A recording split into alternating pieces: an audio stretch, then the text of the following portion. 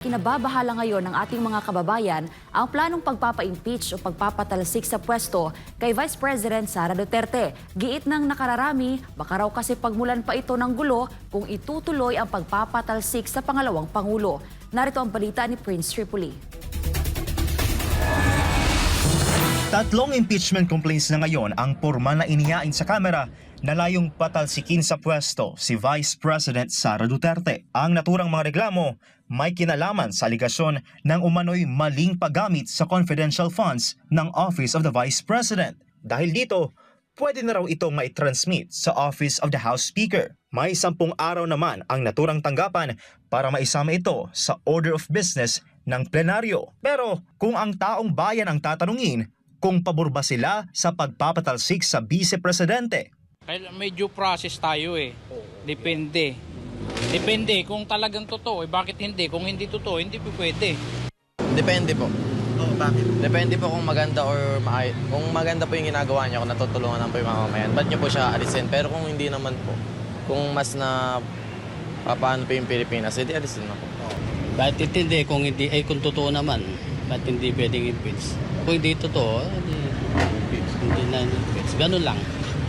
Dahil sa kaso niya, pabor ako na paalisin siya kasi gumawa siya ng mga kabulatsagan ano, kailangan niyang panagutan yon. Samantala, ang iba naman, ikinababahala ang posibleng mangyari kung i-impeach ang pangalawang Pangulo. Sa akin hindi po. Kasi baka mas maging magulo ko po kung mapa-impeach pa po siya. Hindi, kasi magkakagulo lang ang bansa. So, gusto natin peace lang, kapayapaan. Mas marami naman ang ayaw na matuloy ang impeachment kay VP Sara. Para sa akin po, hindi po ako pabor. Bakit? Kasi parang marami naman po siyang mga magagandang nagagawa dito sa ating sa Pilipinas. Sarili kong opinion, hindi. Bakit? Dahil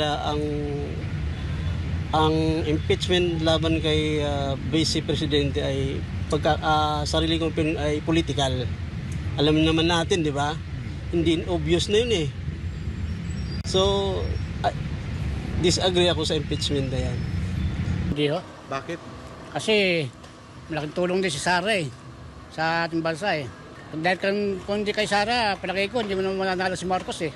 Hindi kasi binoto siya ng taong bayan eh. Dapat siya manatili siyang Vice President. Para sa akin, hindi. Bakit po? Wala naman, bakit i-impeach kung wala namang ginagawang kasalanan? Wala namang ginagawang anomalya sa amin. Yung para sa akin, paninira lang yung inaan sa kanya. Habang ang iba, ito ang kanilang sagot kung pabor ba silang ma-impeach ang vice. I don't think na dapat siyang ma-impeach kasi pero I think it's via court naman, so I think ilalaban naman nila. So but for me, I don't know. Kasi isa rin ako sa voters niya eh. Kahit siya naman ako pumanig, wala rin naman akong mapapala sa kanila. Wala may mga sarili mundo sila. Kaya tayo, kumilos na lang para tayo mabuhay na sarili natin. Hindi tayo pwedeng umasa sa gobyerno. Dapat nagtutulungan sila di ba? Ano nga nangyari? Hindi natin maintindihan kung ano mangyayari rin sa kanila, di ba? Sila nakaupo eh.